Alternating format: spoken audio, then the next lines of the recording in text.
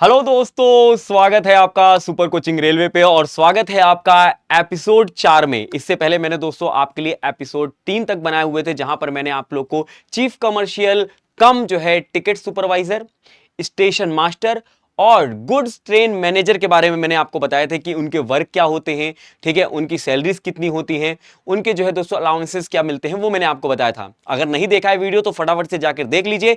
और आज के इस सेशन में हम लोग देखने वाले हैं जूनियर अकाउंट असिस्टेंट कम टाइपिस्ट के बारे में। तो इनके कार्य क्या होते हैं, सबसे पहले तो हम लोग वो जान लेते हैं, जिससे आप लोगों को जब आप फॉर्म फिल कर रहे होगे तो आप प्रेफरेंस में जो है भरने में बड़ी मदद मिलेगी आपको। तो इनके कार्य के बारे में बात करते हैं। सबसे पहले तो इनका कार्य जो होता है दोस्तों, यहां पर अगर आप देखेंगे तो इनका कार्य होता है डाटा एंट्री और टाइपिंग का। ठीक है, जब भी दोस्तों अगर आप कई बार गए भी होंगे रेलवे स्टेशन पे, ठीक है, वहां पर एक दोस्तों क्लर्क जो है बैठे रहते हैं जो कि टाइप वगैरह कर रहे होते हैं। तो इनका काम होता है कि कोई भी डाटा है, जैसे टिकट को लेकर हो सकता है या दोस्तों फाइनेंशियली कोई हो सकता है, तो वो सारा डाटा एंट्री और टाइपिंग जो है इनका काम होगा। ठीक है, तो आपको ये करना पड़ेगा अगर आप बन जाते हैं जूनियर अकाउंट असिस्टेंट कम टाइपिस्ट। तो मतलब इसमें दो काम है, एक तो जूनियर अकाउंट असिस्टेंट, मतलब आपको अकाउंट का भी मैनेज करना पड़ेगा, असिस्ट करना पड़ेगा, और साथ में टाइपिस्ट भी रहना पड़ेगा। ठीक है, अब देखिए अगला होता है असिस्टिंग विथ अकाउंट। ठीक है, अब यहां पे अकाउंट, जैसे मैंने बात की कि भाई नाम में ही इसका पता चल रहा है कि भाई अकाउंट से रिलेटेड ये काम करेगा। तो इसका काम है supporting senior officer in preparing and managing financial accounts. ठीक है, अब देखिए इनके ऊपर भी जो है सीनियर होते हैं, ठीक है, उनके बारे में भी मैं बताऊंगा नेक्स्ट एपिसोड में, उन्हीं के बारे में मैं आपको बताऊंगा। ठीक है, तो वो जरूर देखेगा एपिसोड 5 में। ठीक है, तो इनका काम क्या होता है कि ये अपने सीनियर को सपोर्ट कर रहे होंगे प्रिपेयर करने में, ठीक है, और मैनेज करने में अगर कोई भी फाइनेंशियल अकाउंट है तो। ठीक है, तो सारा चीज इनको यहां पे क्या करना पड़ता है, हेल्प करना होता है। अगला जो है फाइल मैनेजमेंट। क्या है दोस्तों, यहां पे फाइल मैनेजमेंट है। ठीक है, हम बात करते हैं अगला फाइल मैनेजमेंट। तो फाइल मैनेजमेंट, जो भी दोस्तों फाइल होंगी, ठीक है, वो सारी की सारी जो है इन्हीं के देख रेख में होगी। ठीक है, कभी भी दोस्तों अगर कोई सर्वे होता है या फिर कोई भी चेक करना है तो इन्हीं से जो है मांगा जाएगा कि भाई ये वाली फाइल हमें चाहिए। तो फाइल मैनेजमेंट का काम भी इन्हीं का है। ठीक है, अगला जो आता है वो आता है ऑडिट सपोर्ट। ऑडिट सपोर्ट दोस्तों अभी हम बात करते हैं, जैसे हम आप लोगों ने कई बार देखा भी होगा कि ऑडिट वगैरह होता है, तो ऑडिट सपोर्ट भी इन्हीं का कार्य होता है। ठीक है, ये ध्यान रखिएगा।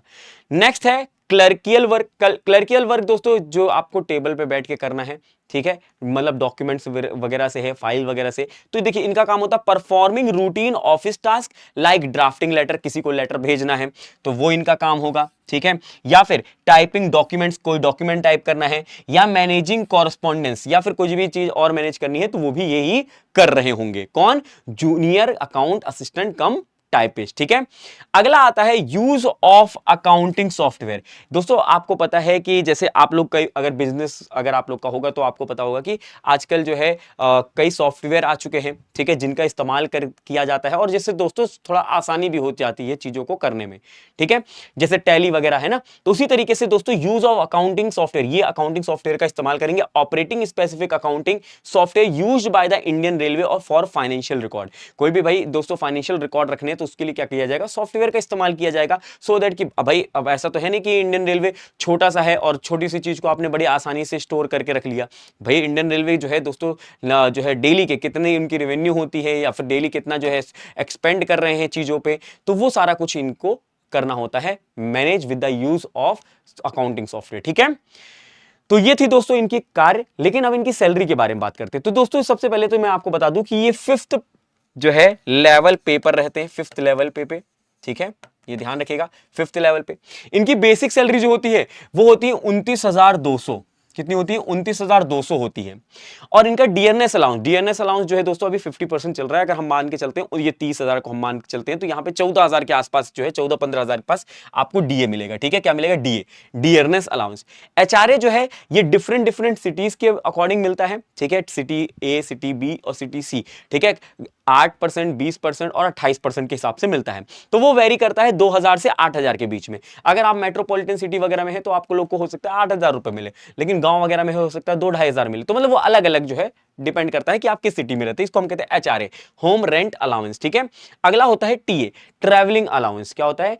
ट्रैवलिंग अलाउंस मतलब अगर आप कहीं पर भी रह रहे हो, कार्य करने के लिए आपको क्या करना पड़ेगा, अपनी जगह से जो है दोस्तों कार्य के लिए आपको ऑफिस जाना पड़ेगा, तो उसके लिए आप ट्रांसपोर्ट का इस्तेमाल करेंगे, तो उसके लिए आपको ट्रैवलिंग अलाउंस दिए जाते हैं। वो भी वेरी करता है डिफरेंट सिटी में, 3600 से 7200 में इसमें डिफर करेगा, ये ध्यान रखेगा। अगर इनकी आप सैलरी देखते हो 30,000 हम ये मान लेते हैं, तो ये यहाँ पे हो गया 34,000, 34,000 यहाँ पे 2,000 हो गया, तो आपका 36, 36 और ये जो है 4 हो गया, मतलब 40,000 के आसपास इनकी सैलरी बनती है। 40K के आसपास बनती है पर मंथ, ठीक है, 40K के आसपास। ऊपर नीचे हो सकता है डिपेंडिंग अपॉन द सिटीज, कि आप किस सिटी में रह रहे हो तो ट्रैवलिंग अलाउंस और एचआरए उसके अकॉर्डिंगली बदल जाएगा, ठीक है, ये ध्यान रखिएगा। डियरनेस तो फिक्स रहेगा और बेसिक सैलरी फिक्स रहेगी, इनमें डिफरेंस आ जाएगा, तो हो सकता है ये आपको 40 से 45,000 के बीच में देखने को मिले, ठीक है, 40 से 45,000 के बीच में आपको ये डिफरेंस देखने को मिलेगा। अब देखिए, अगर आप तैयारी कर रहे हैं किसकी, जूनियर, अगर आप फॉर्म भर रहे हैं और प्रेफरेंस दे रहे हैं जूनियर अकाउंट असिस्टेंट कम टाइपिस्ट की, तो यहां पर आपको एक चीज ध्यान रखना है कि आपके लिए मेडिकल स्टैंडर्ड का ध्यान रखेगा। मेडिकल स्टैंडर्ड क्या है, यहां पर आपको C2 स्टैंडर्ड मांगते हैं। क्या मांगते हैं?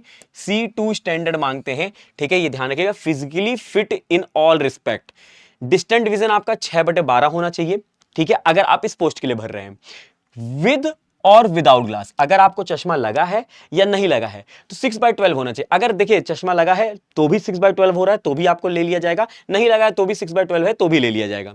नियर विजन जो है दोस्तों आपका कितना होना चाहिए, यहां पे SN 0.6 कंबाइंड विथ और विदाउट ग्लासेस, या तो दोस्तों कंबाइंड विद और विदाउट ग्लासेस आपका कितना होना चाहिए, नियर विजन इतना होना चाहिए।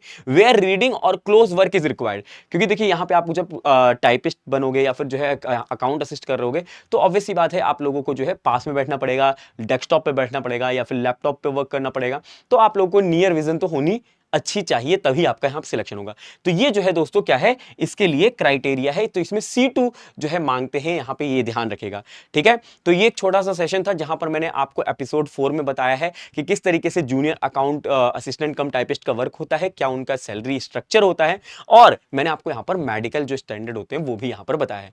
तो हम लोग जो है दोस्तों जुड़ते हैं एपिसोड 5 में, और अगर ये सेशन अच्छा लगा है तो लाइक करिएगा, शेयर करिएगा अपने दोस्तों के साथ, और जुड़ना मत भूलिएगा एपिसोड 5 में। मिलते हैं, बाय बाय, टेक केयर, जय हिंद, जय भारत।